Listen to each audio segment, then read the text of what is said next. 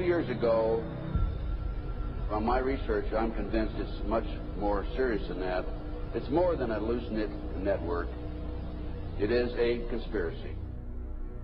In 1784, a copy of this document was sent to the Illuminist Weishaupt and delegated to foment the French Revolution. You mean the Illuminati was responsible for the French Revolution? Yes, absolutely.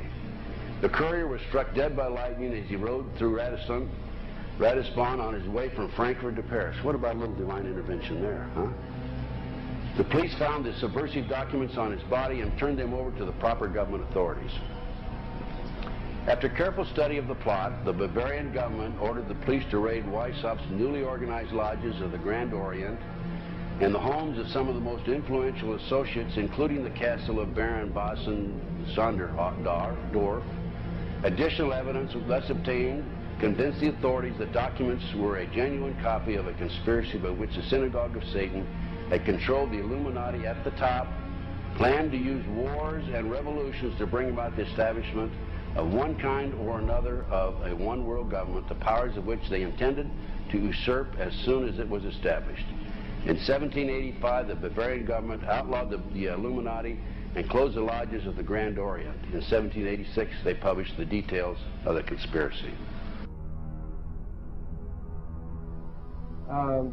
The new order of the world, our enterprise is now a success.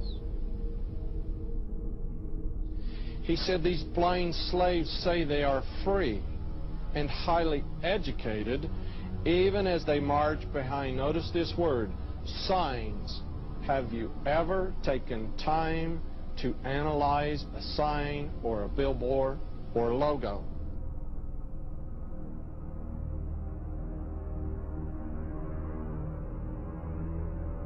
We'll start up here. In 1784, an act of God placed the Bavarian government in possession of evidence which proved the existence of the continuing Luciferian conspiracy. This explains the previous 9 pages, goes into it in detail. We don't have time to do it completely.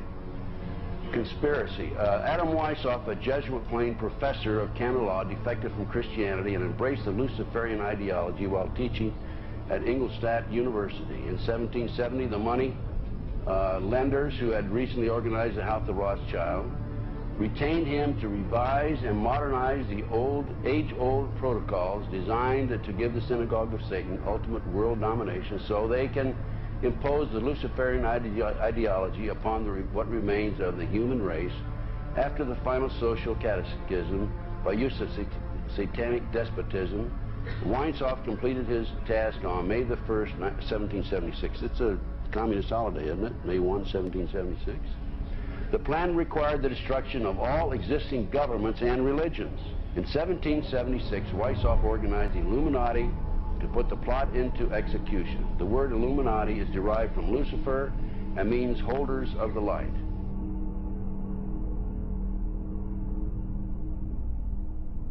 Weishaupt's revised plan required his Illuminati to do the following things to help them accomplish their purpose. 1, use monetary and sex bribery to obtain control of people already occupying positions in high places in the various levels of all governments and other fields of human endeavor.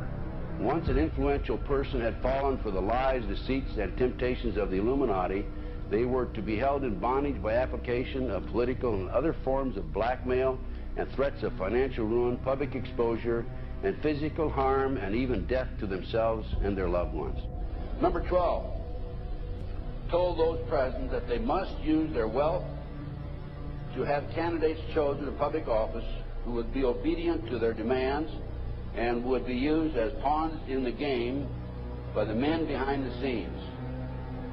The advisors will have been bred, reared, and trained from childhood to rule the affairs of the world.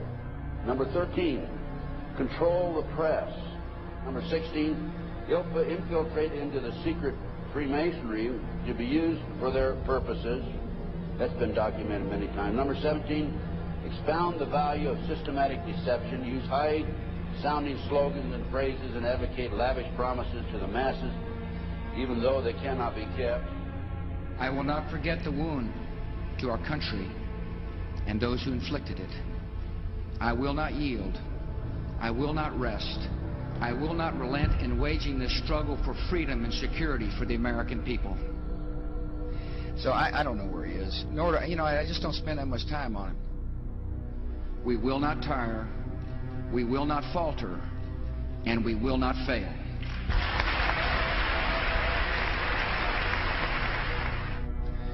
Terror is bigger than one person. And I remember he was telling me how how you're gonna see soldiers looking in caves for people in Afghanistan and Pakistan and all these places, and there's gonna be this war on terror, of which there's no real enemy. Who knows if he's hiding in some cave or not? We hadn't heard from him in a long time. Operation Northwoods, the plan called for innocent people to be shot on American streets. This is the Pentagon. For boats carrying refugees fleeing Cuba to be sunk on the high seas. For a wave of violent terrorism to be launched in Washington, D.C., Miami, and elsewhere. People would be framed for bombings they did not commit. Planes would be hijacked using phony evidence, all of which would be blamed on Castro to justify an invasion of Cuba 40 years ago. An aircraft at Elgin Air Force Base would be painted and numbered as an exact duplicate for a civil registered aircraft belonging to a CIA proprietary organization in the Miami area. At a designate time, the duplicate would be substituted for the actual civil aircraft and would be loaded with selected passengers, all boarded under carefully prepared aliases. The actual registered aircraft would be converted into a drone, remote controlled plane, their word for it. Takeoff times of the drone aircraft and the actual aircraft would be scheduled to allow a rendezvous south of Florida. I mean, he's been tested unlike any other president. This 9/11.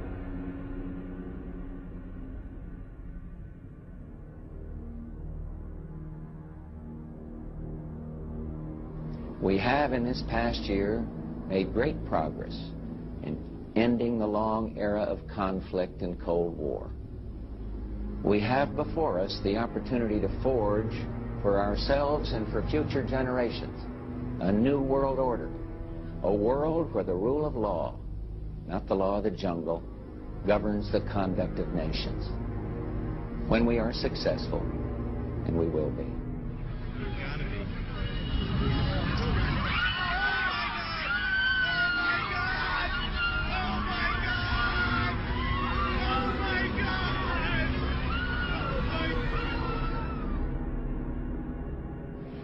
He argued that the use of any and all means to reach their final goal was justified on the grounds that the ruler who governed by the moral code was not a skilled politician because he left himself vulnerable and is in unsuitable position to his throne. He said those who wish to rule must have recourse to cunning and to make-believe because great national qualities like frankness and honesty are vices in politics. Fellow citizens, will meet violence with patient justice, assured of the rightness of our cause, and confident of the victories to come. In all that lies before us, may God grant us wisdom, and may He watch over the United States of America.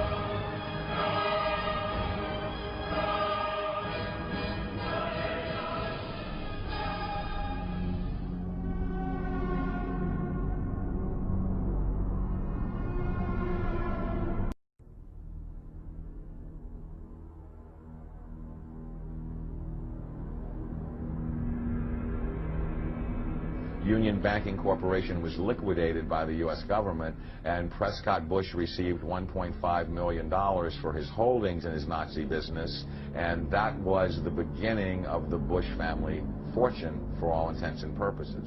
George Bush takes his inspiration from what he learned in Skull and Bones and from the Thule Society that Hitler and Goebbels and Goring cut their teeth in, Bohemian Grove, these evil organizations that perpetrate the ugly things that these criminals are doing to this country for which they must be held accountable. They are the most violent, dirtiest people on the face of the earth. Somewhere Americans are going to have to take their country back and start finding out who are these people. Who are these people we call our representatives, the Bushes. George Bush, the president, his father, went around the country talking about a new world order. The people who are running this country from behind the scenes do not care a thing about Americans or bloodshed anywhere.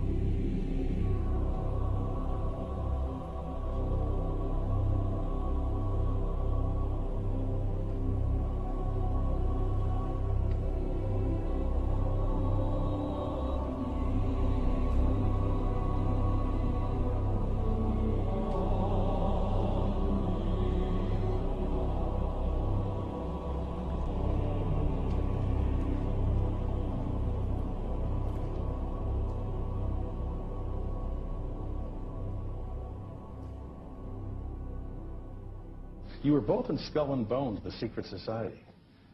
It's so secret we can't talk about it. What does that mean for America?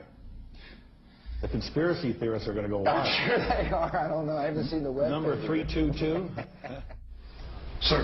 Were you a member of Skull and Bones with Collins and Bush? Were you in the same secret society? That's all right. Let me answer his question.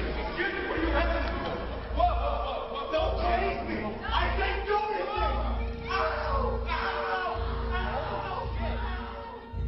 And what you're looking at here, staggeringly, is a group of people, some of the most famous people in America, in long gowns. Behind them there, you see a 40-foot stone owl. And there's the fire between them, next to the lake at Bohemian Grove. Now, one might wonder, understandably, why the people that run the banking, political, economic system and the media in America should be dressed in long robes doing a ceremony to a 40-foot stone owl. I think we should be told. No doubt you'll be hearing about all the differences between John Kerry and George W. Bush. But we've discovered they do have something in common. During their respective college days at Yale, they both belonged to a group called Skull and Bones. He's come pretty close. She was part of a team that successfully recorded part of the initiation ceremony that takes place in the tomb's courtyard.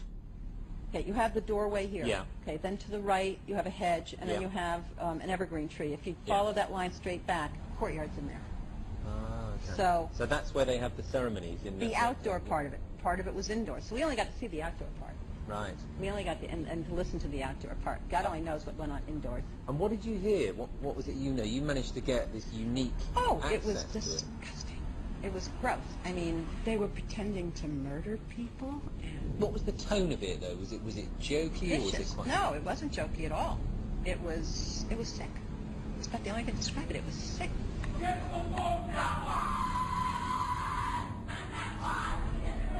What you're hearing is the first recording ever made of the Skull and Bones initiation ceremony. It has never been broadcast before.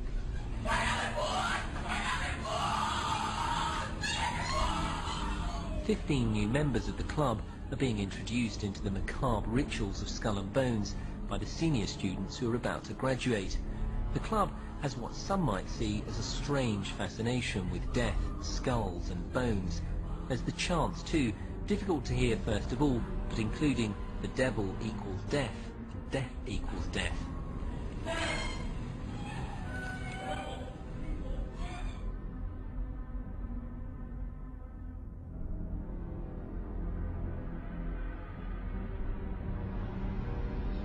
when you get into a secret society of spirit worshippers, then, and especially when you're invited there by the direction of the higher-ups in the spirit world, you never get out of there alive.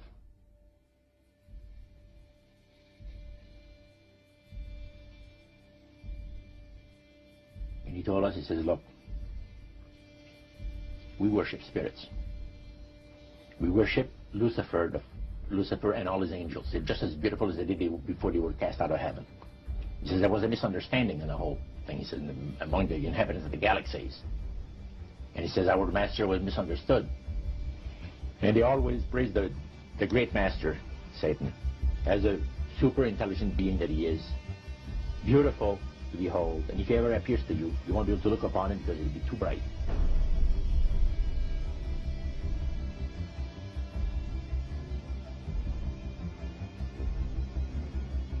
What have Herbert Hoover, Art Linkletter, Jack London, and Richard Nixon all had in common? Well, they've all been members of the exclusive all-male Bohemian Club in California, where every year at this time, the elite from around the country get together for 2.5 weeks of fun and games. Among its members are businessmen like Leonard Firestone and Edgar Kaiser, and political figures like Gerald Ford, Henry Kissinger, William French Smith, and George Shultz. President Reagan, Vice President Bush, and Defense Secretary Weinberger are members of other camps. Richard Nixon is a Bohemian, and so are high-ranking executives of such companies as Eastern Airlines, Standard Oil of Indiana, and Bank of America. Privacy is one of the Grove's most cherished virtues. Members may not photograph, record, speak, or write about activities at the retreat. While many public officials are Grove members, the press is a distinctly unwelcome guest. We're from ABC News. Well, get back there, then. Get back there. Can we talk to somebody in the... Get back there.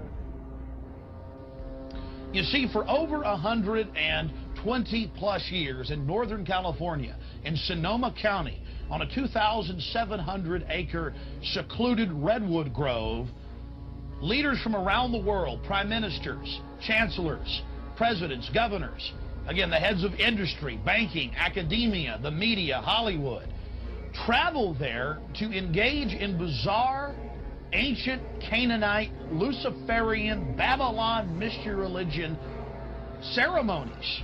We were inside 4 hours. That's only 1 day out of the 2 weeks that they meet there for the admitted Summer Fire Festival of the Bohemian Club.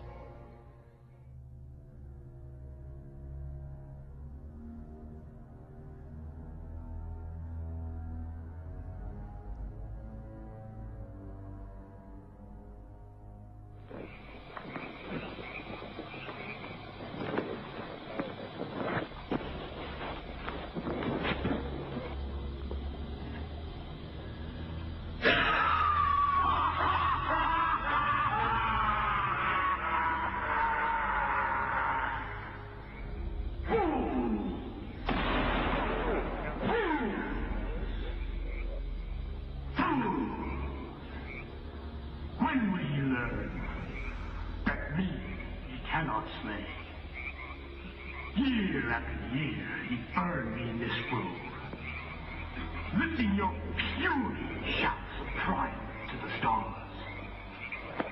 But when again, he turned your faces to the marketplace, do ye not find me waiting as of old?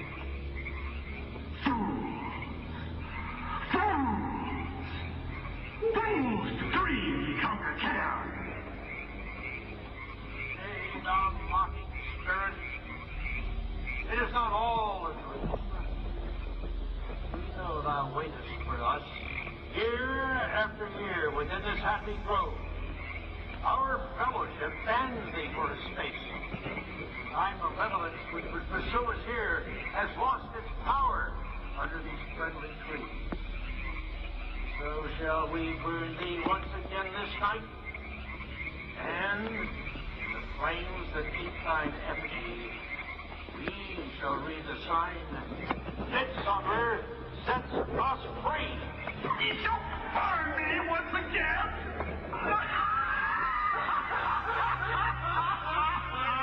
Now with these flames, which hither ye have brought from regions where I reign, ye fools and priests, under fire. Hail fellowship's eternal flame. Once again, midsummer sets us free.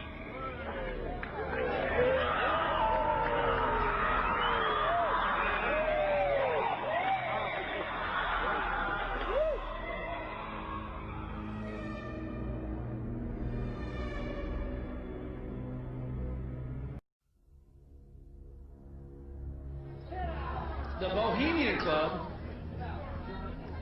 as you say, the Bohemian Club, that's where all those rich Republicans go up and stand naked against redwood trees, right? I've never been to the Bohemian Club, but you ought to go. It'd be good for you. Get some fresh air.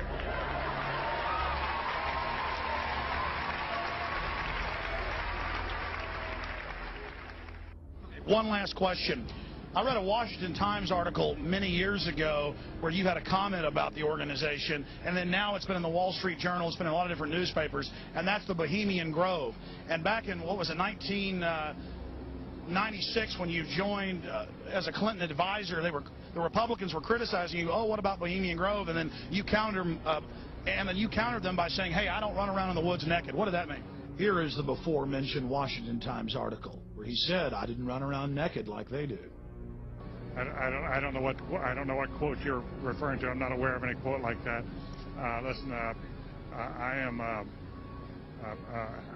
happy member of the Bohemian Grove. I like the folks who come there, and it's really inappropriate for me to talk about the group beyond that. Thank you.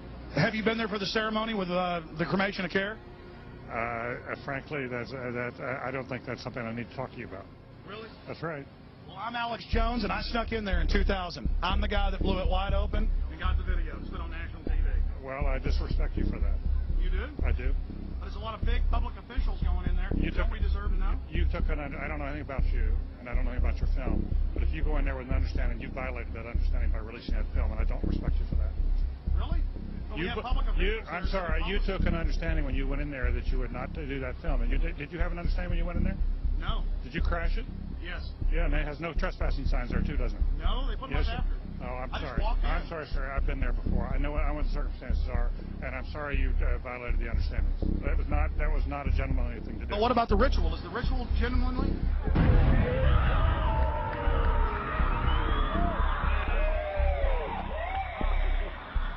Sir, everything.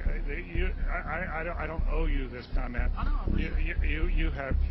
This is what's called ambush journalism, and I disrespect you for that as well. So thank you and goodbye. The ritual? It's none of your damn business.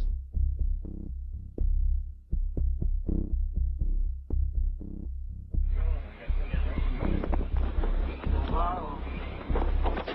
Prince of all mortal wisdom, owl of Bohemia, we beseech thee, grant us thy counsel.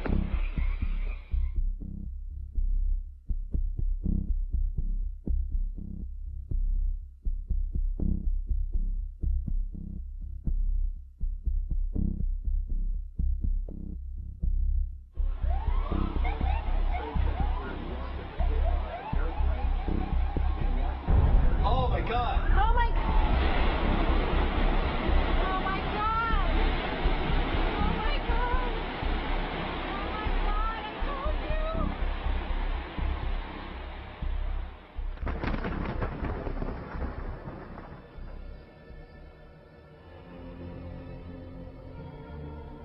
Today our nation saw evil, the very worst of human nature.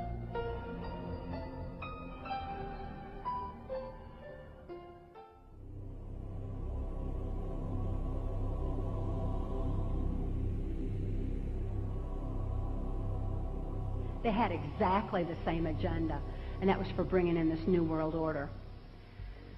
I heard George Bush talking at that time. He was talking to Bill Clinton, and I've since photographically recorded it and wrote it verbatim in our book, that when the American people became disillusioned with Republicans leading them into the New World Order, that Bill Clinton, as a Democrat, was going to be put into the office of president. This was decided in 1984. Actually, I'd heard about it even prior to that. But that, as of 1984, they were already discussing it as an absolute fact. the CIA is carrying out mind control on countless numbers of unwitting American victims. And he even went so far as to say the basic methods that they use in this mind control: hypnosis, drugs, and torture. Three parts policy that they had adopted there. The second one was to find a way of being able to get total control of people's minds. And that would be done by taking hypnotism out of the realm of the occult and introduce it as a new science for the benefit of mankind.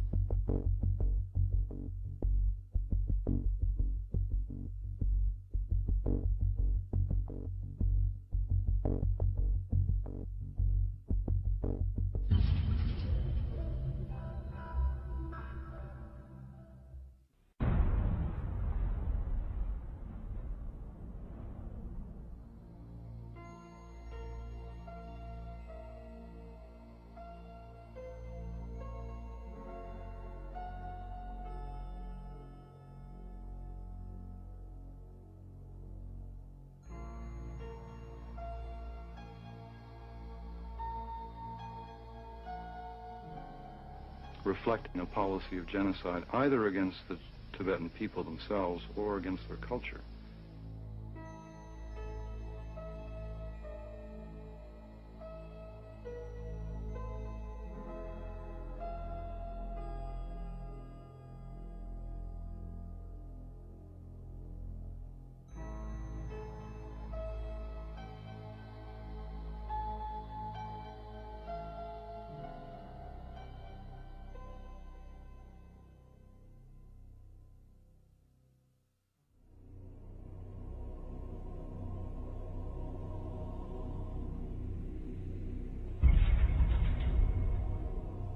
Once I realized I had met an honest, genuine, high-level Freemason who told me there were 13 levels of Freemason above the 33rd degree, and that these people were God. There was no God, they were God.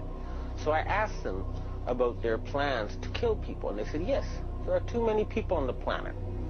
We need to get rid of several billion, and war doesn't seem to work, so we're going to use disease and starvation.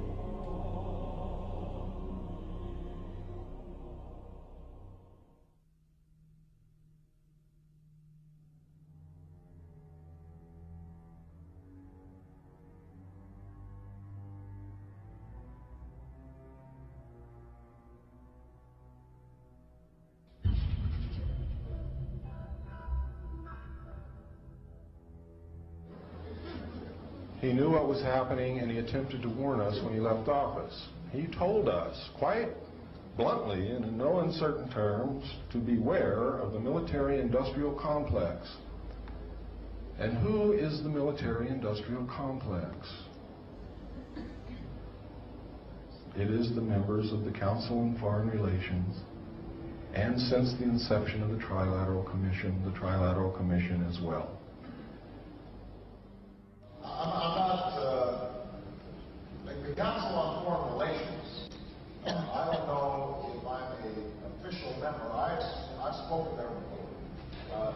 It basically is just a forum where a bunch of people talk about foreign policy. Was made up of the Executive Committee of the Council on Foreign Relations. Now, it is extremely significant that you understand that the first 6 members from the government, along with President Eisenhower, were also members and longtime members of the Council on Foreign Relations. They believed in that organization. They believed in its goals, which was one world government.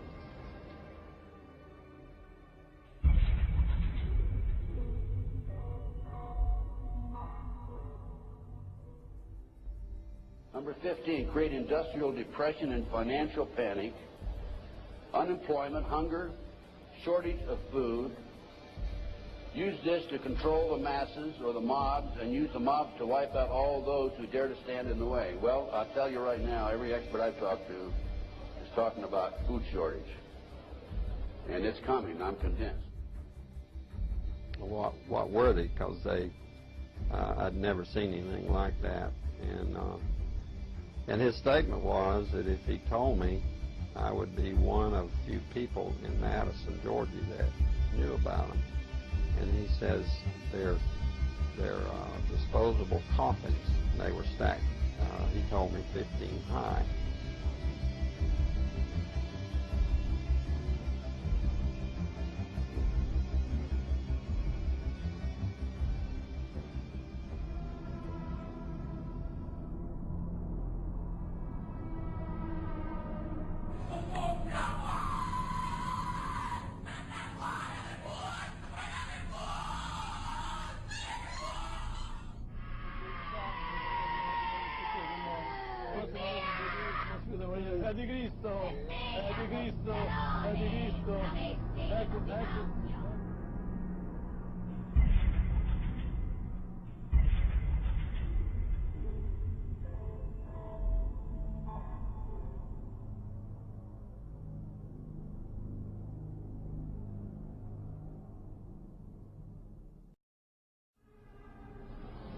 One of the driving forces behind this movement, the Illuminati, is the satanic cult movement in this country today. So I began my little journey forward. And one of the matters that I developed information about was an individual I learned about was Aleister Crowley. He likes to have his name pronounced Crowley to rhyme with holy. And the Satanists today, and for the number of years in the past, have basically used his philosophy and his writings as a guide. He had so many Masonic degrees that you could fill up 5 pages of a book with them. This guy was probably the most highly honored Mason in the world. He styled himself the wickedest man in the world. He believed himself to be the great beast. And he changed his name to Aleister Crowley, so it would add up in both English, Hebrew, and Greek Kabbalah as 666. In 1904, Crowley had a communication with an extraterrestrial being named Iwas. And this being, through his wife, kind of a channeling type operation, brought forth a book that was called the Book of the Law in 1904. And this book declared that the slain and risen God, i.e. Jesus, had stepped off the throne, and that a new God, the crowned and conquering child, was taking his place. As a result of this, Crowley proclaimed the end of Christianity and the start of Crowleyanity. Crowley taught that the way you could live forever was by vampirizing little children sexually. And he personally bragged of having slaughtered 150 male children in 1 year. This is why he was called the wickedest man in the world. And now listen to this sentence, folks, closely. For the highest spiritual working, one must accordingly choose that victim which contains the greatest and purest force. A male child of perfect innocence and high intelligence is the most satisfactory and suitable system. We're talking about human sacrifices.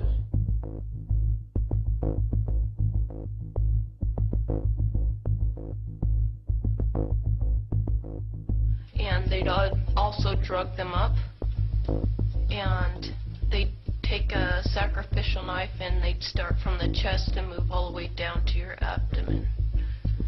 And then that's how they sacrificed, and they'd collect the blood and they'd drink it. When the mid-September through mid-November, they sacrificed babies and nothing but babies because they need the pure blood of the untainted children. And I didn't understand what it was like. I can't believe I'm seeing this every year of my life. I've experienced that, and that was the hardest part for me. It's like hearing those babies literally scream and cry, and then seeing their blood flow. The little boy was taken to a basement. He was crucified alive. First he was skinned. Why is it that no one knows this? Because there's Satanists in the police force and also in the government, the army. They're everywhere. They're even on the council. of the representatives of the United States also. And they're silenced because this is not being exposed because they don't want it to be exposed. Because they're really good at lying and hiding things. Rebecca, what happens to the people that want to come out of Satanism? They get killed. They get followed, they get taken, they get sacrificed in front of the congregation of the Satanic Church. Why? Because they know too much information about the Satanists and who their names and places of where they keep the people underground, and they just know too much information. It's like being in a gang or in a mafia. You don't get out alive without consequences.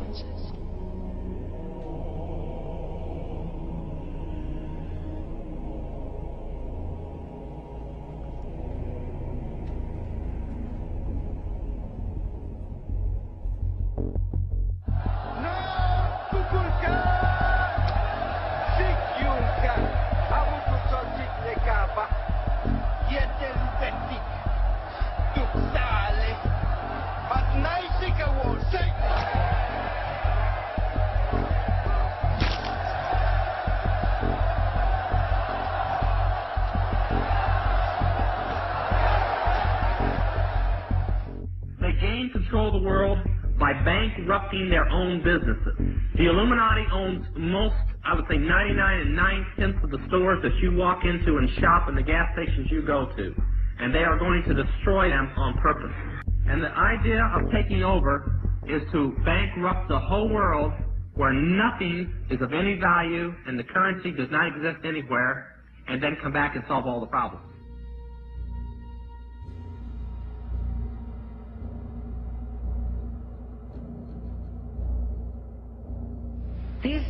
These guys who are manipulating my mind and programming me for mind control purposes claimed, and these criminals in control of our country as well, claimed to be gods, demons, and aliens in order that I feel totally helpless, in order that I felt like they were beyond my realm to affect.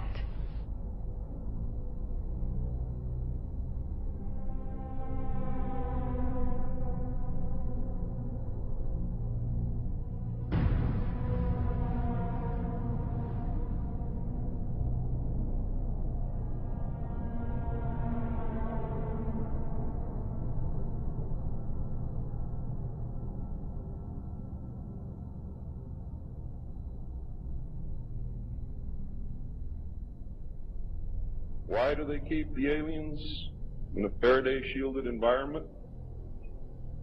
Because they have a tendency to disappear right through walls. And if you can prevent the transmission of electromagnetic energy, you can stop them from doing it. Then the medium said, we have a very special surprise tonight for you people. A spirit will manifest itself openly here in a few minutes.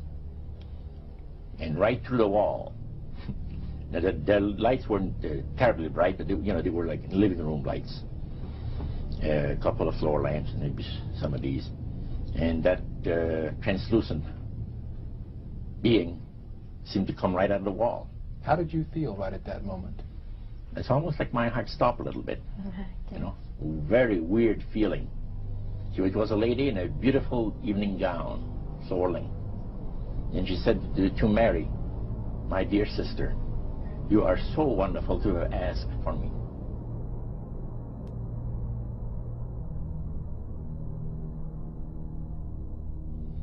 So, he said the supposed spirits of the dead that you're talking with are demon spirits.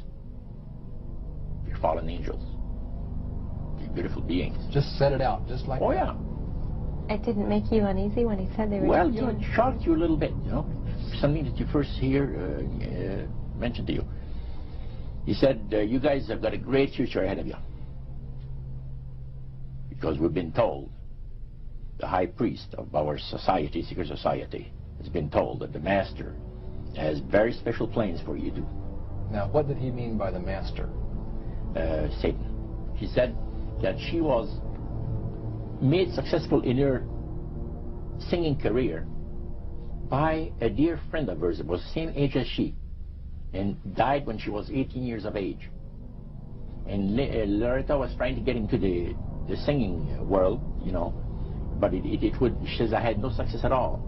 Until one night I was sitting in bed reading a book, and she says, who walks right through the wall but my friend, the spirit of my friend? And she says, Loretta, I'm going to make you a very famous person in singing Western country music, and I will be with you all the time. She said her voice went through me, the power. See? And you saw this in a television documentary? Yeah. This was, I believe, 1976 it took place. Now, the priest explained that when people believe in this business, they are actually opening themselves to be completely deceived by demon spirits, because it gives the demon spirits an opportunity to impersonate the dead. See? And for people to believe their lies. Isaiah 14 and 11 even speaks of vials being built into his body. Vials are pipes. The pipers calling you to join him. The Illuminati doesn't produce rock music to entertain you. They don't produce rock music to make money. They don't need that money. They own everything anyway. They do it to put demonic influence in your life.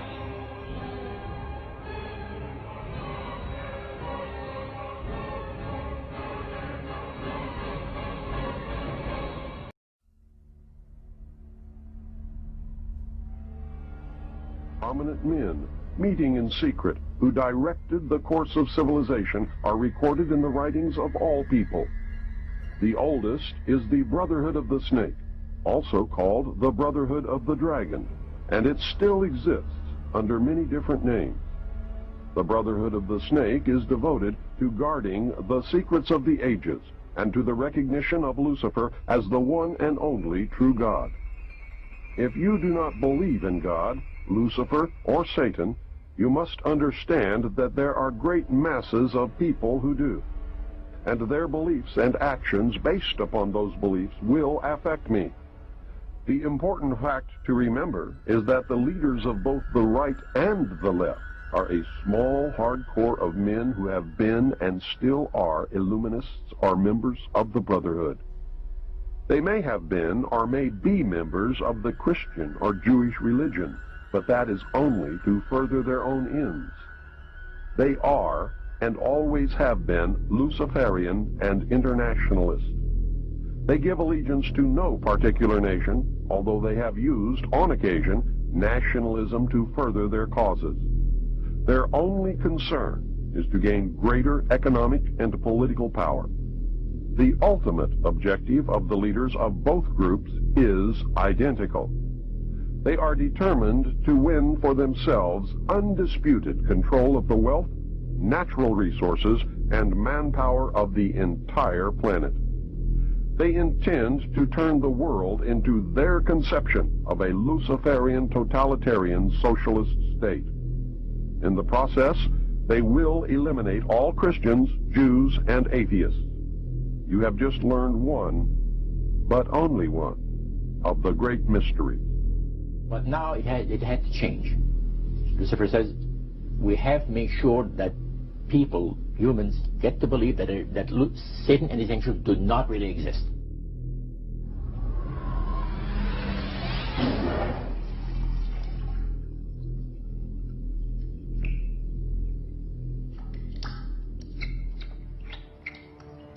That's what they're trying to do. They're trying to disconnect us from multidimensional infinity so that we don't see the world from that perspective, and therefore see through the illusion and see through the nonsense and see through the lies.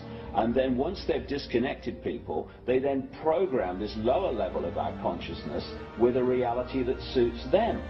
And therefore, the only information that they have to get a fix on how they see life themselves and reality in general is through the eyes and the ears. And who controls that? The Illuminati control that. They're trying to disconnect us from multidimensional infinities, and then once they've disconnected people, they then program this lower level of our consciousness with a reality that suits them. If there's a reality out there pertaining to any alien influence, we need to sort out the government misinformation and disinformation and mind manipulation techniques that they're using. I know for a fact that the plan is to make all of us feel totally helpless, that what's happening is beyond our realm to affect because we've been taken over by aliens, that our Independence Day is dawning. So beware of that. Understand that those criminals have been keeping information and technology from us under the blanket of national security. They are 25 years ahead of us at least. They're way ahead. So when they say, it's aliens, and they show us some incredible technology, don't fall into the trap of feeling totally helpless, that this is beyond our realm to affect. Superstition begins where knowledge leaves off. And they have been keeping knowledge from us for a long time. People have all kinds of belief systems. And I'm sure each and every one of you has various and different belief systems as well. I'm not saying that there's no such thing as aliens. That would be foolish of me to even say anything like that at all. But what I am saying is that it was my experience that these were people claiming to be aliens. Some people in this world are about to destroy the sovereignty of nations, take away our Bill of Rights. The UFO thing is integrally tied into this in some way. I'm not exactly sure how, but if extraterrestrials are real, then they're controlling everything, believe me.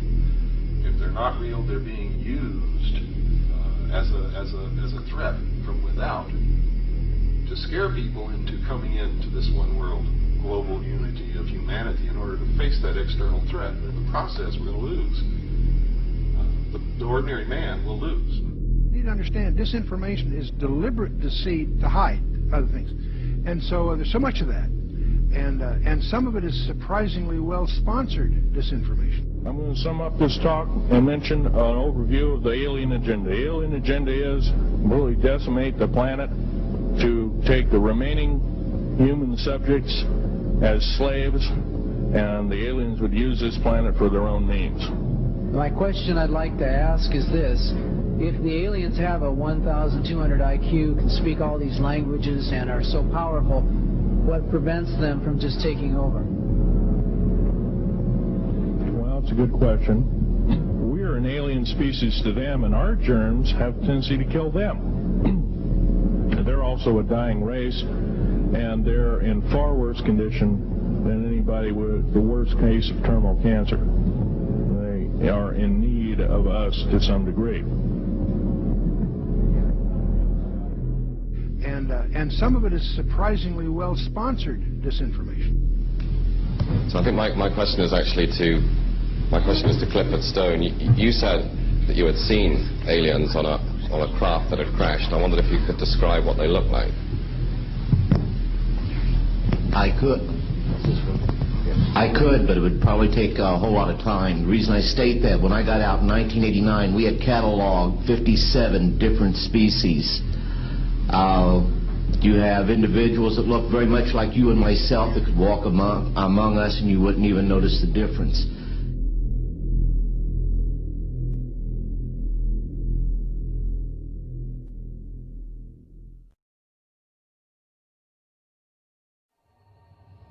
The situation is that you have various types of what we normally call grays. We didn't call them grays in the military, but you had at least 3 types of the grays. You had some that were much taller than we were. The unique thing that I'd like to point out for the most part is that the entities that we did catalog were in fact humanoid. Now this created a situation where the scientific community was trying to figure out why that would be the case, because you would expect that if life evolved on other planets, that they would take on some type of other being, so to speak, not necessarily look humanoid or be bipedal such as we are. But apparently we got quite a few of the species out there that are humanoid in appearance, and that creates a question that yet has to be answered by science.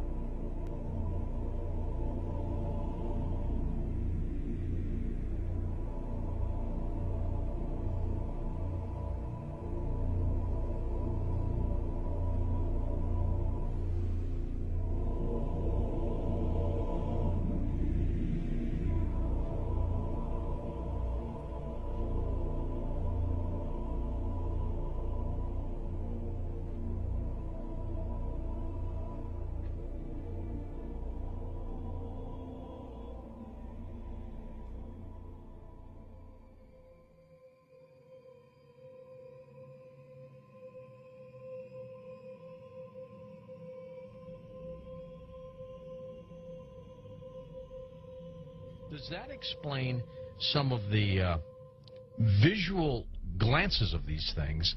They seem to just simply disappear. They're gone.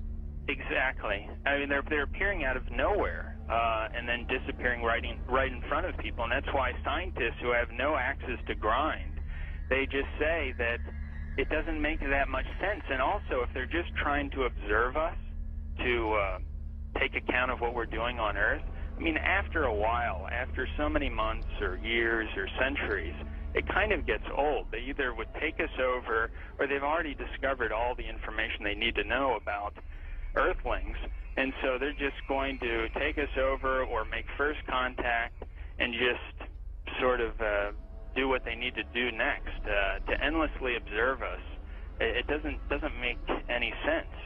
It's something where, and also see, if we have all these sightings, as you know much better than I do. Where are they landing?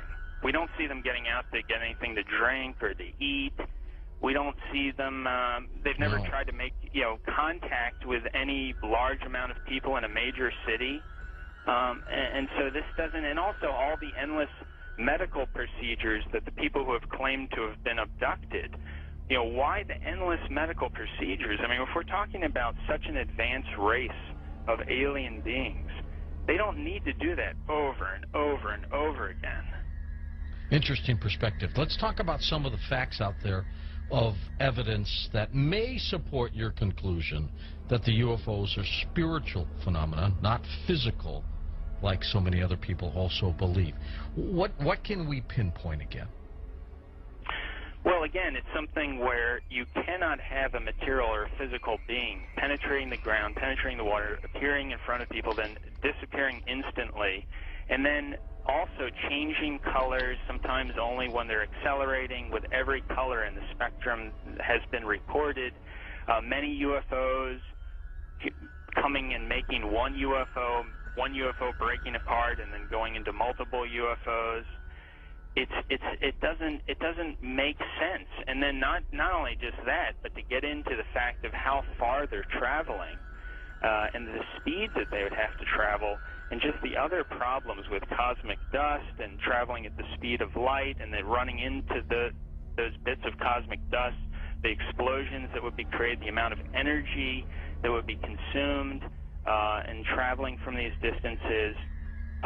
Just all those kinds of things really scream out that you're dealing with a spiritual phenomenon, not a material or physical phenomenon. There does seem to be a deception here, because I've always wondered, you know, my gosh, if they're that benevolent, if they're that understanding of humankind, make yourself available. And that's why you know, some of these other scientists have said that they seem to be trying to set people up to deceive them as if they are aliens, but the facts just say that they can't be that there's something else. It doesn't make any sense, and there's something else, a psychological deception that's going on here. And many of these scientists say, I don't know what it is, but we've concluded that it's got to be that. It's got to be something bigger is going on here than just them trying to show people that, yes, you know, here's a UFO that you're seeing now, we are aliens, that there's got to be something else going on here, on top of the fact that the characteristics of them show that they just cannot be some material or physical craft. Do you think humans are involved in the deception? I'm losing my voice here. I gotta pop it back. As far as I think there have been deliberate hoaxes that have been perpetrated, and you know, it's an interesting statement. I mean, there are many that could be quoted, but Gordon Creighton, who I know you know of him, probably, who died in 2003, he made this statement in the British journal Flying Saucer Review. He said, quote, "There seems to be no evidence yet that any of these craft or beings originate from outer space."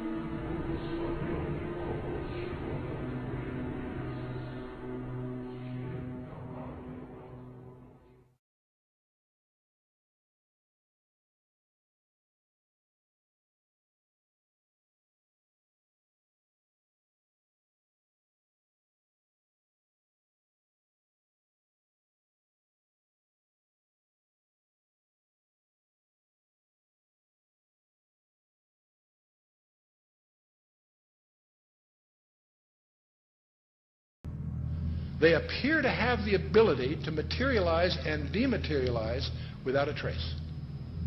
One of the great mysteries of the UFOs isn't seeing them, is trying to figure out where are they when you don't see them. Some people say, well, they're from another galaxy.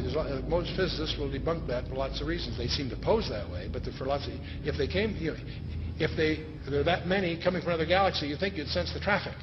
We'll come to that with some more reasonable explanations, and you're going to discover the two top researchers in the last century, really, is Jacques Vallée, France, and J. Allen Hynek, the American. Now, J. Allen Hynek was head of astronomy at Cornell, and he set out to debunk this nonsense about UFOs, and he became one of the most ardent, competent, balanced researchers in the trade. J. Allen Hynek, he died a few years ago.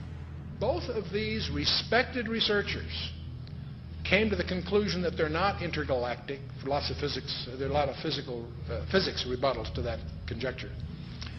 They both argued that these things are demonic. Their term. They've written many, many books. You can check them out. These are not religious people. They're not people with any kind of personal agenda. But they came to the conclusion that these things, on the one hand, and by the way, we take for granted that we strip away the nonsense and the hoaxes, set that aside. There's tens of thousands of files you have to wallow through. When you cut through all that, there's still a core group, a substantial core group of real events that need explanation. And so on the one hand, they exhibit physical properties on the one hand. On the other hand, they also violate all physical laws. And so the conclusion from that both J. Allen Hynek and Jacques Vallée and others have come to is that they're hyperdimensional, that somehow they come from another dimension periodically.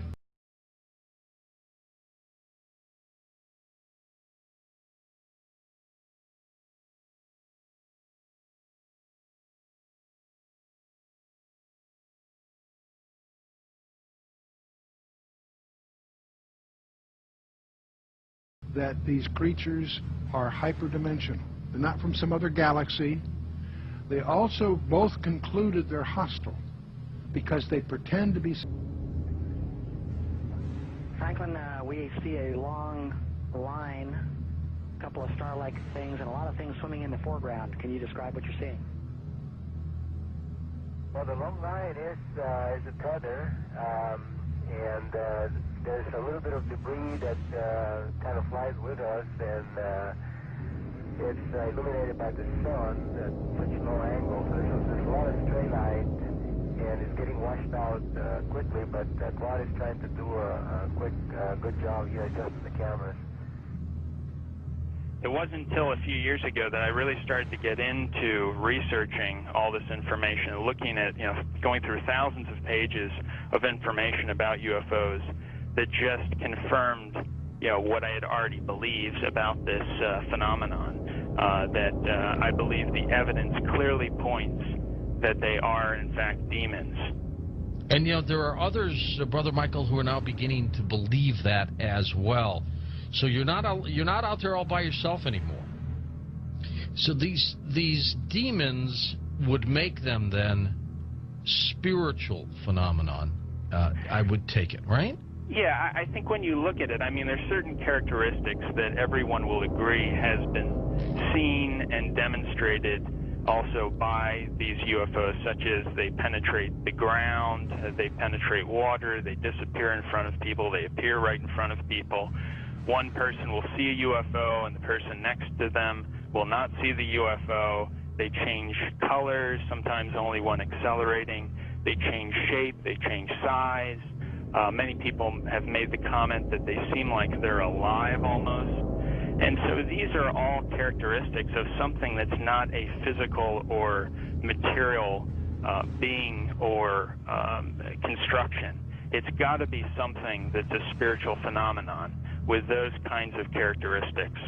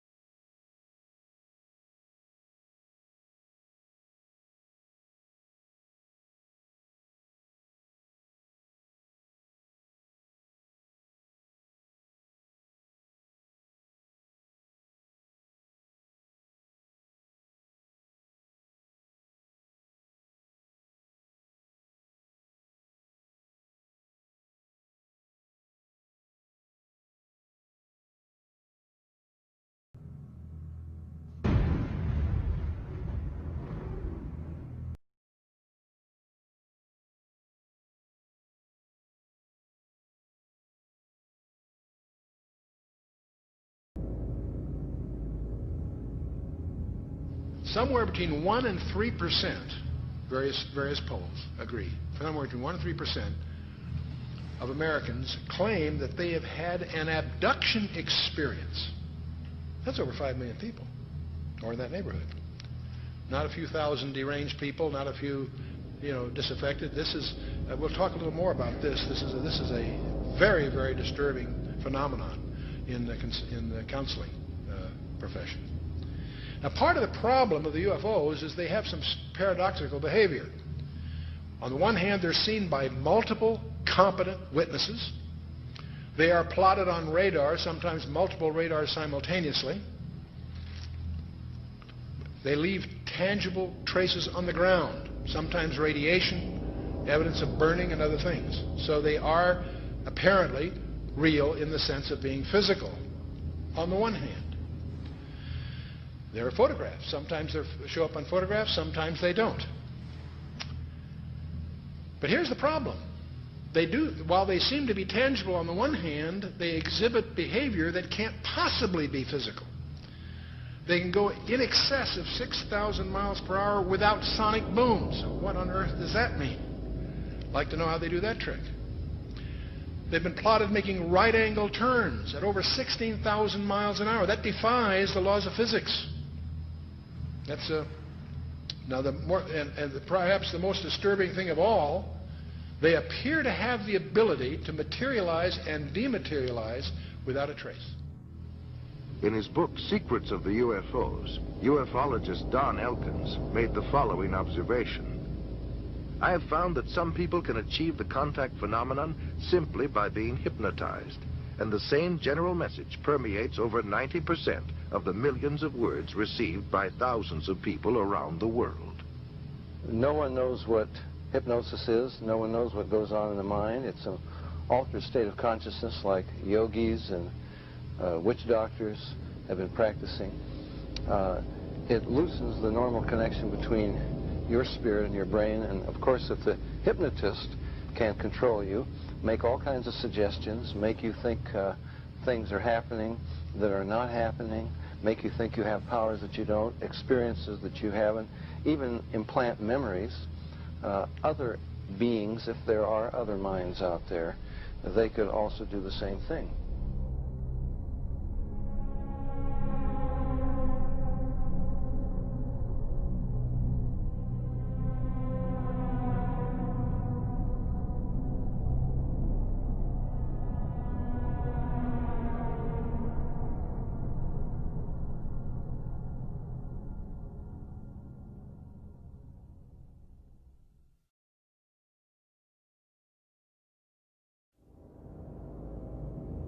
Interesting is that there was a huge satanic ritual that was performed on the very spot where Area 51 happened by this Jack Parsons, and in which they had this magical ceremony called Babylon Working, and it was designed by Aleister Crowley, who is a Satanist who called himself the B666. Yes. And the purpose of this series of magical ceremonies, which was performed on the spot of Area 51, where it's now located, was to unseal an interdimensional gateway, they said. And so this, they hoped, would allow other entities known as the, quote, old ones, access to our space-time continuum. And this witness said that he saw Jack Parsons rip a hole in space-time there, and he said that something evil flew in. And one other interesting point is that Aleister Crowley, who was a Satanist, who called himself the B666, as I just mentioned, he claimed to have contact with some kind of alien named Lamb. And this Lamb, he drew a picture of this alien that he was in contact, receiving messages from this being. And the picture that he drew of this alien, it's a striking resemblance to the common gray ET drawing.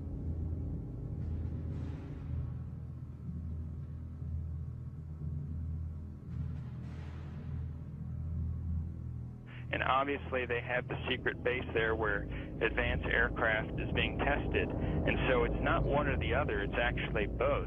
And what's interesting is this fellow Jack Parsons, who was the main person involved in the satanic ritual, he was involved in creating some of the most advanced technological stuff that we have right now in rocket propulsion systems.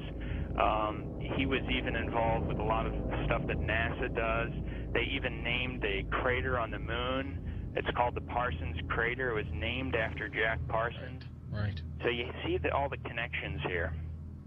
You know, I've long believed that if there is satanic activity on this planet, and I believe there is, if they are in constant communication with these demons, or even if they conjure them up, Brother Michael, is it possible they do with their rituals and things like that?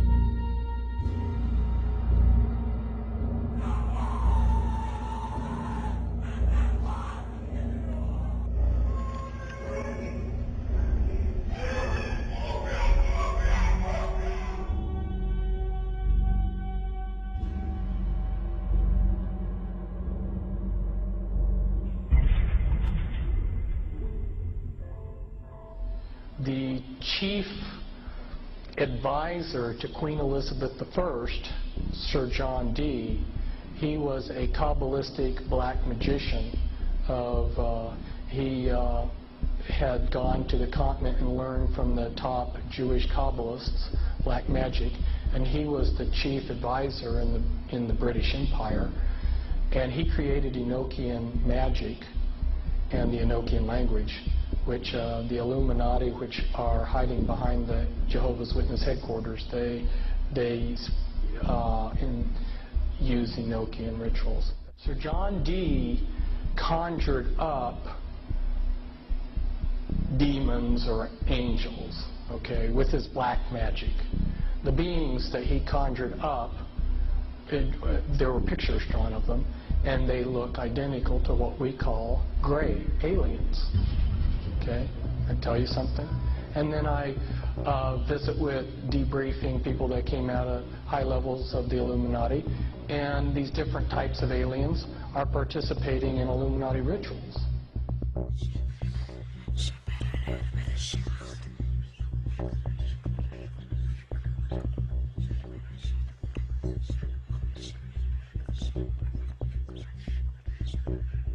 Oh man, I don't know where to start. They're gonna they'll triangulate on this position really soon. Well, you can't spend a lot of time on the phone, so give us something quick. Okay, okay, what we're thinking of as aliens are they're extra-dimensional beings that an earlier precursor of the space program made contact with. They are not what they claim to be. They have infiltrated a lot of aspects of the military establishment, particularly the Area 51. The disasters that are coming, the military, I'm sorry, the government knows about them, and there's a lot of safe areas in this world that they could begin moving the population to now aren't. But they're not doing anything. They are not. They want the major population centers wiped out so that the few that are left will be more easily controllable. Discharge.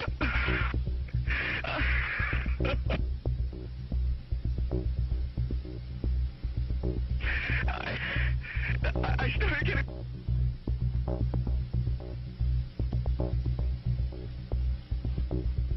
In some way, something knocked us off the air, and we're on a backup system now. Is it the government, or...? I don't know. It has to be something, though. Well, did you hear... Now, you tell me, because you were listening. That was awful strange. There was a really weird guy on the air when it went off? Yeah.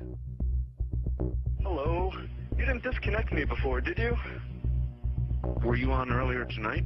No, not, towards the end of the last hour, you said, east of the Rockies, you're on the air, and your voice was immediately replaced by the operator saying your party has not connected. Oh, well, see, as you can now tell, I don't screen calls. So what happened, obviously, was that I answered the phone just at the very instant that you had been ringing, as long as they were going to let you ring. Yeah.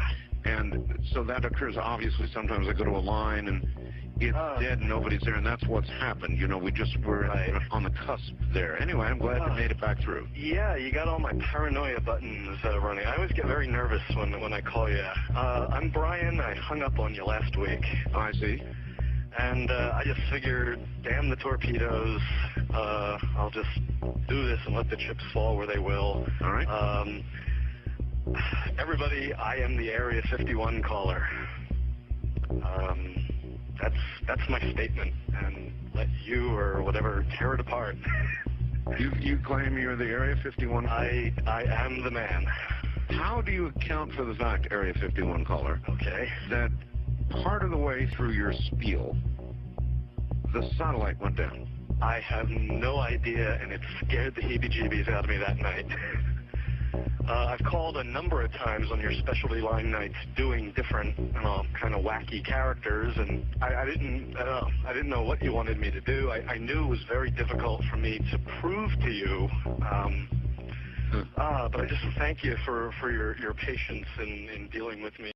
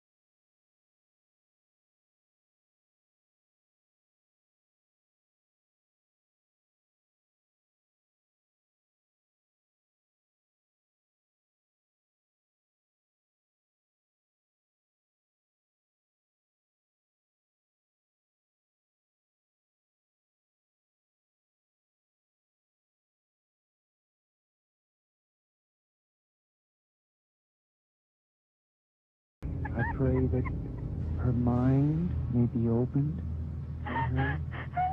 We bind all the powers of darkness. Don't you worry. Who are you? Who are you? The keeper? Rebecca? Rebecca, keeper, get out of the way. I command you to stay out of the way. Rebecca? Yes? Say, I, Rebecca, Rebecca. want love. Stay out of the way, keeper. Stay out of the way. I want love. I want out. I want out. Say, I put my trust I put my trust in God. in God. In God. Stay out of the way, keeper. God. Libera, mamma mia, no, maligno, maligno, Cristo più forte. Cazzo via, di la verità. Di la verità.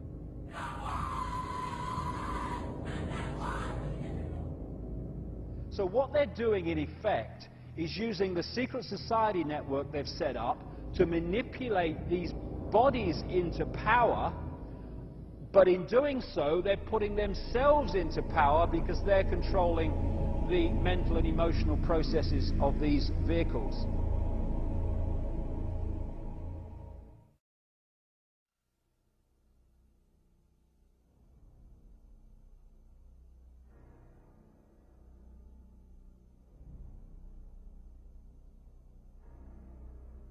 There are many different kinds of entities that do not have a human form, that operate just outside of human sight, and history has recorded them as demons and all this stuff.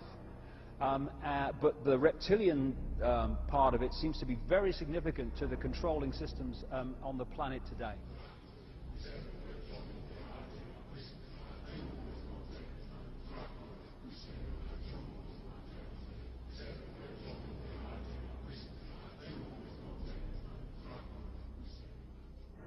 Today, there's a lot of genetic experiments and the Nephilim being created that are hybrids, and This is a very important part of what the Illuminati is doing.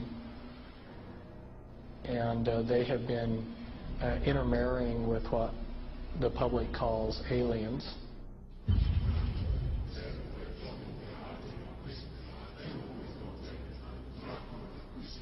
So that these people aren't human as we would know human. They've been pretty thoroughly demonized. The bottom line is I have concluded that there are no good aliens.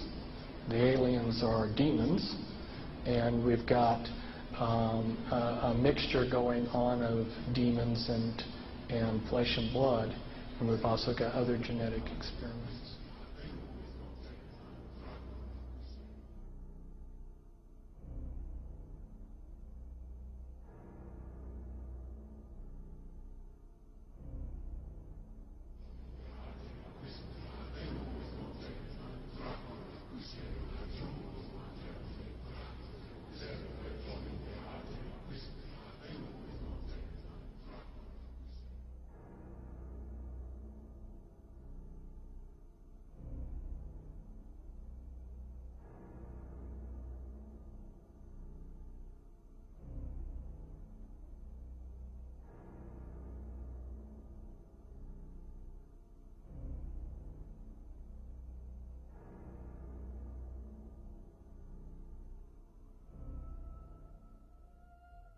They have a vibrational sympathy with that which interbred with them.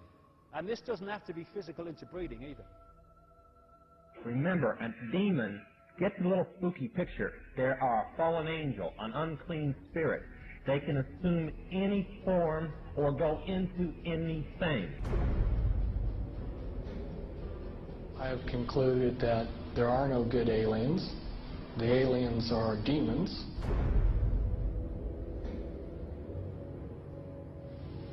We can establish through this testimony that these objects of extraterrestrial origin have been tracked on radar going thousands of miles per hour, stopping and making right-hand turns. That they use anti-gravity propulsion systems, which we have already figured out how they work. That extraterrestrial life forms have been retrieved, and their vehicles have been taken and studied thoroughly for at least 50 years.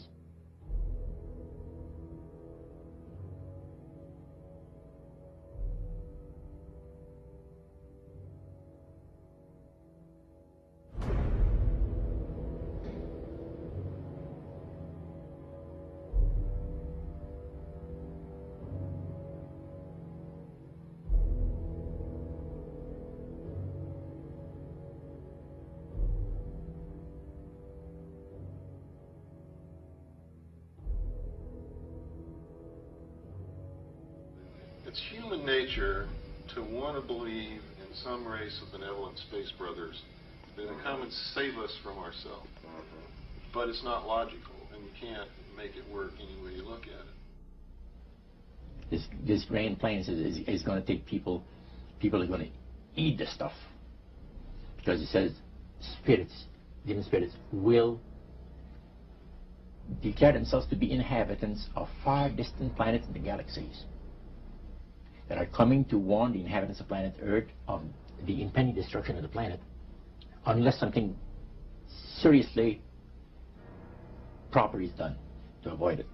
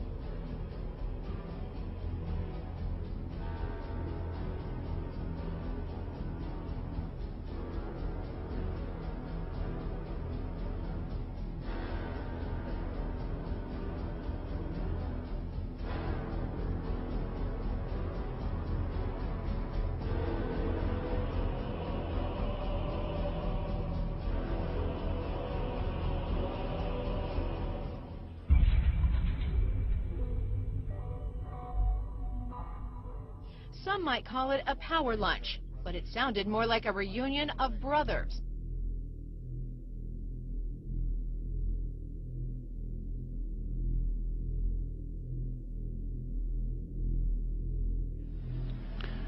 The Illuminati were to obtain control of the press and all other agencies which distribute information to the public. News and information was to be slanted so the Goyams would come to believe that a one world government is the only solution to our many and varied problems. Their plot, their plans, their conspiracy remains invisible. The whole agenda is to create a one world government where everybody has an RFID chip implanted in them. All money is to be in those chips, right? There'll be no more cash. And this is getting me straight from Rockefeller himself. This is what they want to accomplish.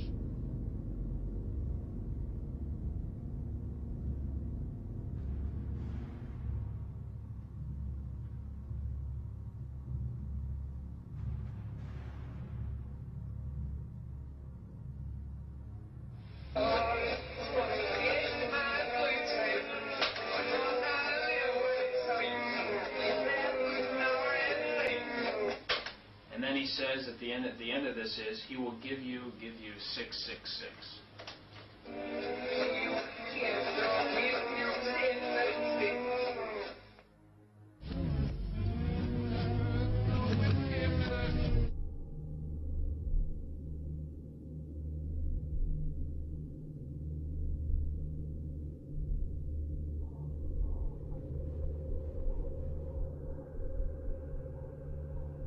Behind them is a cult of evil, which seeks to harm the innocent and thrives on human suffering. Evil has found a willing servant.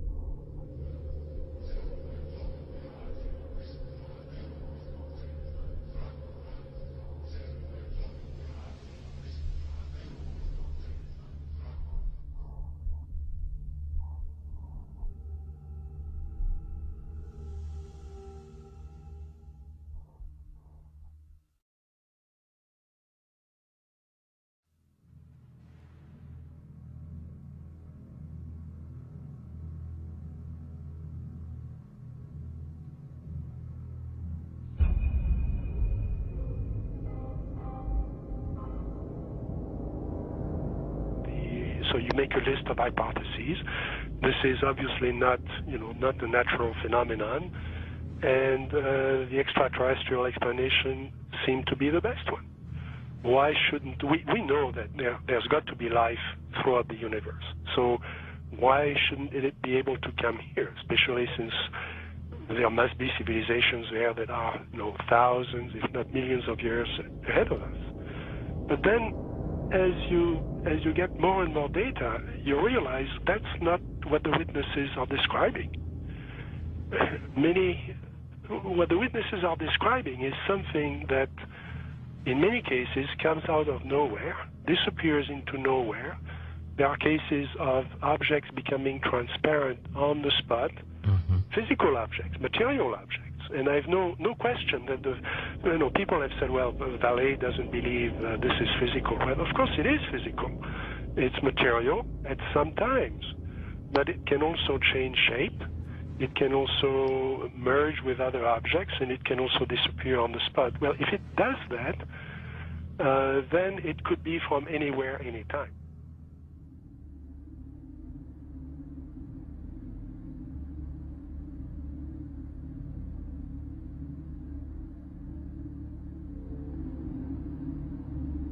We always try to, to discredit the old legends, trying to say, no, these people were crazy, they thought everything was possible.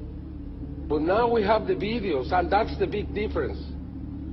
Could you believe there are videos now or probably angels in the sky.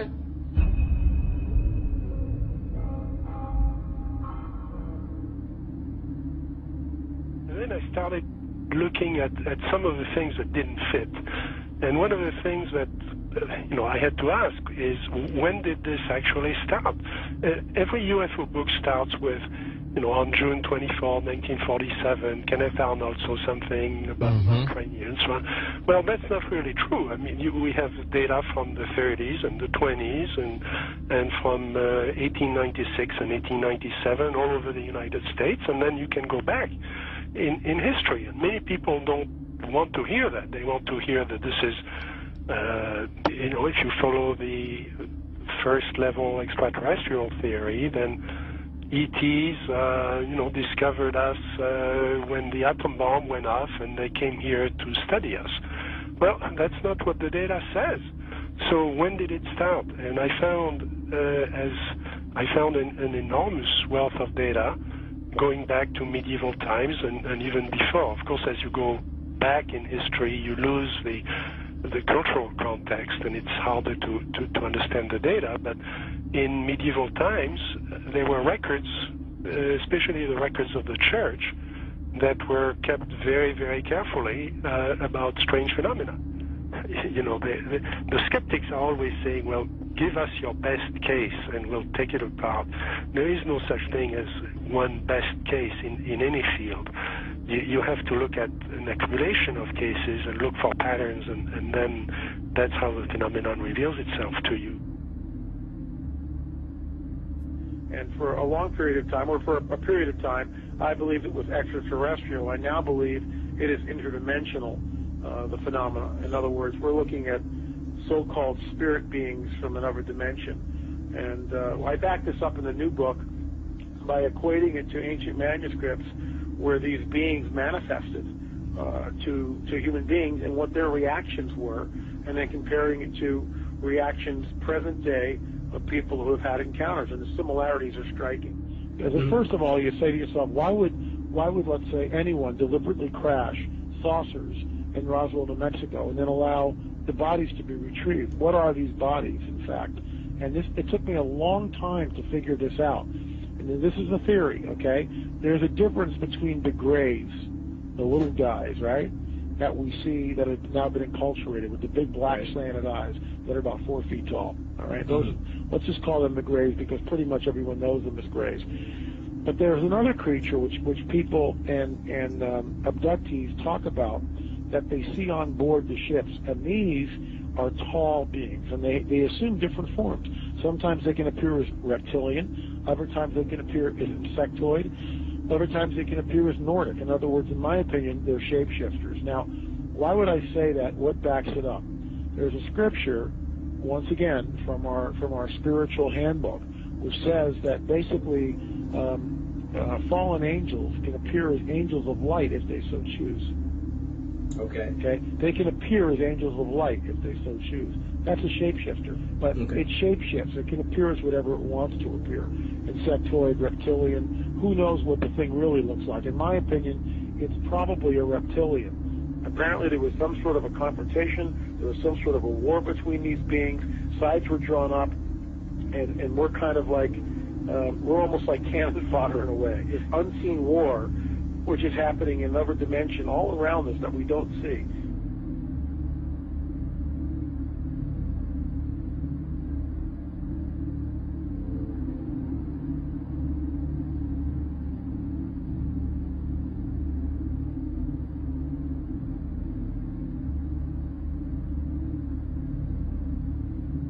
So my point is this: what if the Greys are nothing more than some sort of a biological suit that enables the demons, let's say, to interface in this dimension? That's what I think the Greys are. That's why they're expendable. Me thinking, I wonder if there's some sort of like a biological clone or some sort of a body, if you will, that these demons can interface, inhabit, and then, of course, move about in this three-dimensional time-space continuum.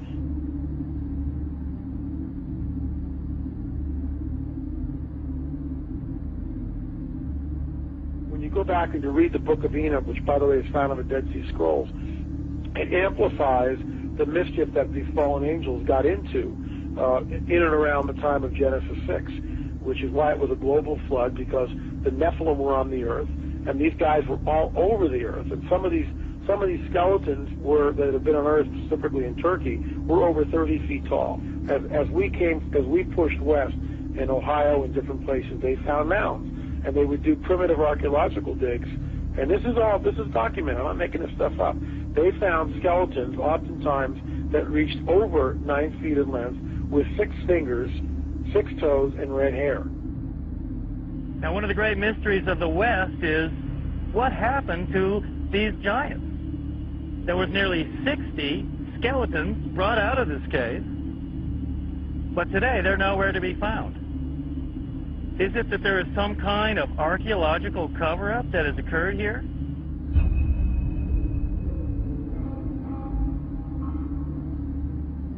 The main point is that that term is used of angels, fallen angels. And the offspring of those fallen angels with human women has produced a hybrid called a Nephilim. In the Hebrew, the term means the fallen ones. Also, the term is gigantes, which doesn't mean giants, it means earthborn. There was a gene pool problem on the planet Earth. Is that where the Bible then says that Noah was perfect? He wasn't perfect as a his generations, verse 9. He was perfect in his generations. The word perfect is tamim, meaning physical defects. You know, when you see something like that, it's overwhelming. It will change your worldview. And is that the coming great deception that ancient manuscripts warn us of? Here's a prophecy from 2,000 years ago, that what is coming on the earth will be so bizarre that even the elect would be deceived if that were possible.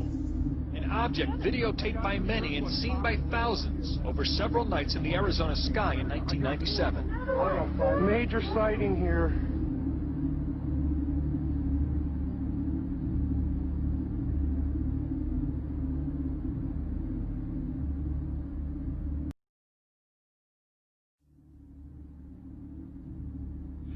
I believe that many of us were shown these documents over the years so that later we would talk about it. I mean, how can you keep the existence of extraterrestrials, if they were real, a secret? And how could anyone keep quiet knowing that they had seen documentation, official government documents labeled top secret, that expressed that these extraterrestrials were real and had visited this earth? I wanted to know just how true all of this was, and I began a program of research to find out if extraterrestrials were real. What I discovered was amazing. What I discovered, ladies and gentlemen, is that there has been a plan in existence to create an artificial extraterrestrial threat to this earth in order to create a one-world totalitarian socialist government. All the bombardment of the public with movies about flying saucers in the 50s, right after the United Nations Treaty was signed and the UN Participation Act was pushed through Congress, and all of the incidents since that have convinced the majority of the American people that flying saucers are real and extraterrestrials exist, and that flying saucers are from an extraterrestrial origin. This is being promulgated in many ways, by television commercials, in the movies, in the newspapers, by creating incidents either real or imagined.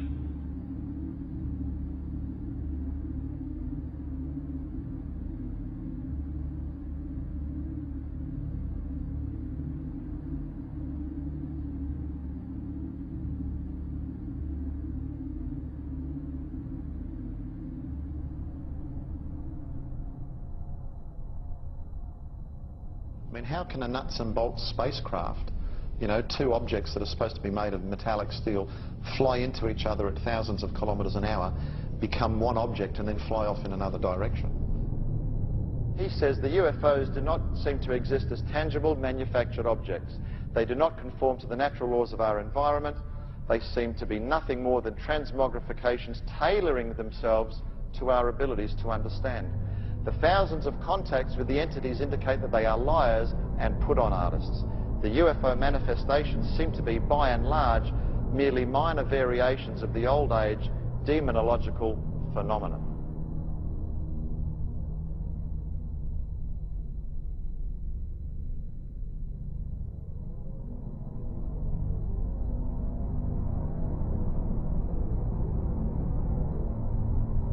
And again, the researchers will show you that the messages being received are deceptive in nature. They will tell you things like, well, you know, we've come from Venus or Mars. In the 60s, that was the messages. Well, we now know that's impossible. Now they say they come from Sirius or Orion or Zeta Reticuli or somewhere far off, where we can't test those claims. And that's the problem. And some of the stories they've told us, like that, we know to be demonstrably not true. And if someone comes to you, Chris, and tells you a story and does all these things and says, I'm here to help you, but then does brutal things to you and then lies to you, then I don't think trust is a good place to start.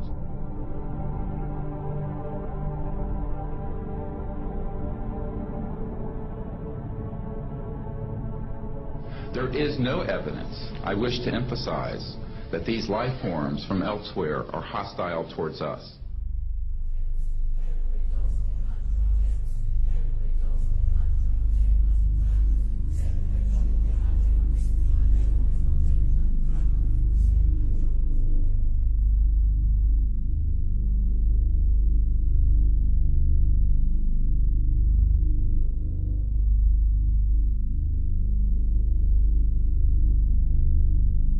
Better way to implement a plan to bring about a one-world government than to create the possibility in the minds of the people of the world that we are being threatened from some other species, from some other planet, and do it in a way that if anybody questions it or challenged it or wants to talk about it publicly, that they are ridiculed.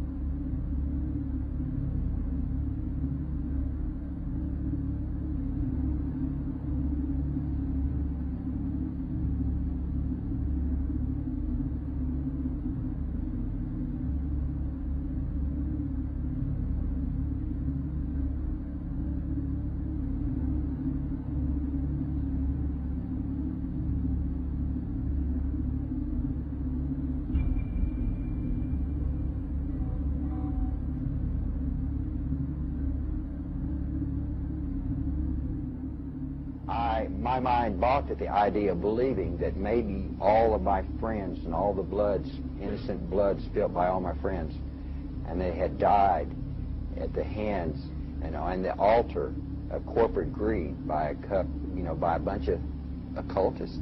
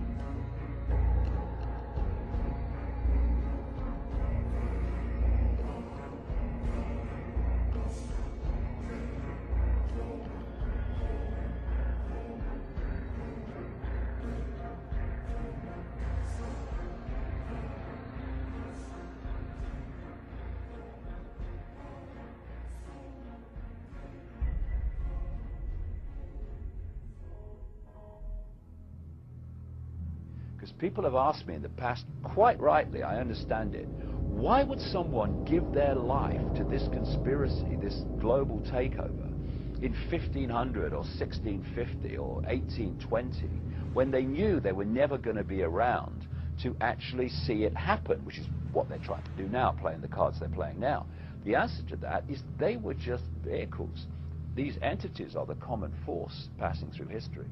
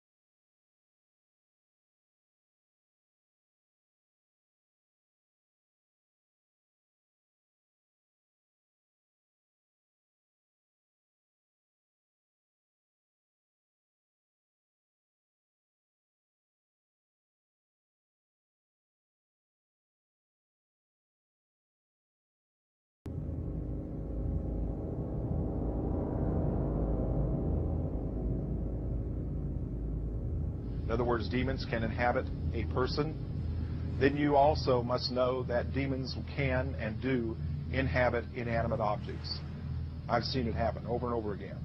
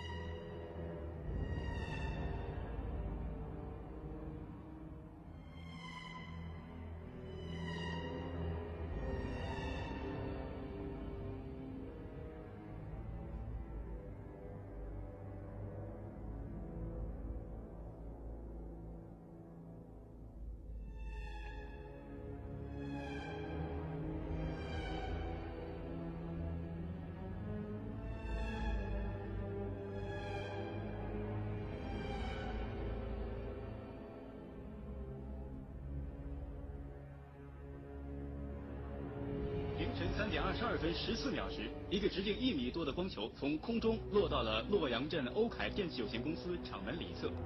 落到地面后，这个光球就不停地抖动，约45秒钟后，抖动加剧并开始变形，长出圆形的四肢后，迅速向厂区移动。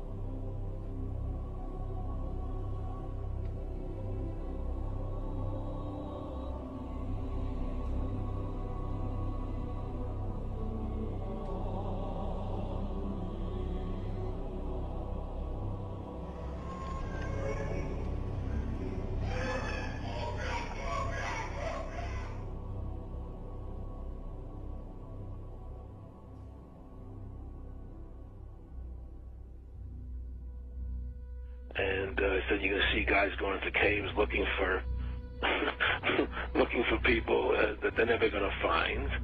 You know, he was laughing about the fact that you have this war on terror. There's no real enemy. He's talking about how by having this war on terror, you can never win it because it's an eternal war, and so you can always keep taking people's liberties away. And I said, how are you going to convince people that this war is real? He said, but the media can convince everybody it's real. I mean, you know, it's just that you keep talking about things, you keep saying it over and over and over again, and eventually people believe it. Our war on terror begins with Al-Qaeda, but it does not end there. Multiple intelligence estimates have warned that Al-Qaeda is actively planning attacks on the United States homeland from its safe haven in Pakistan.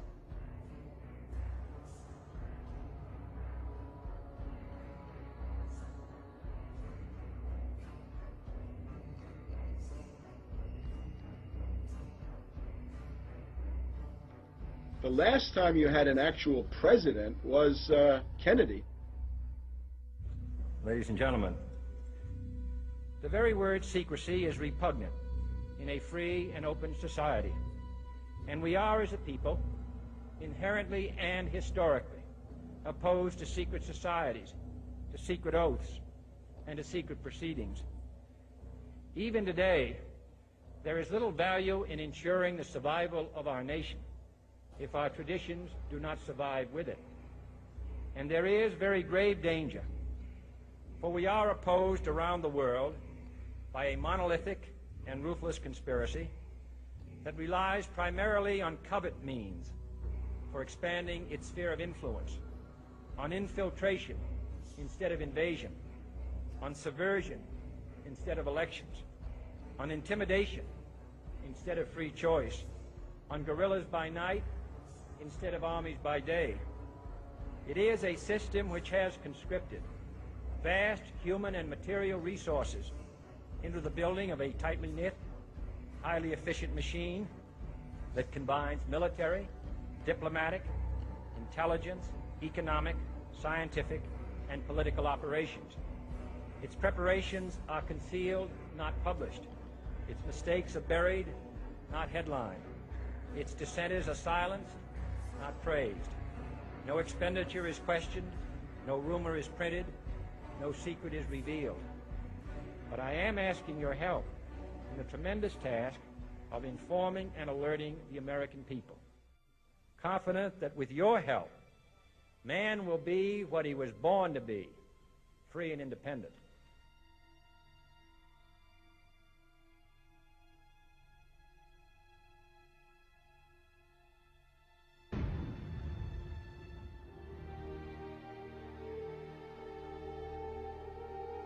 For I have complete confidence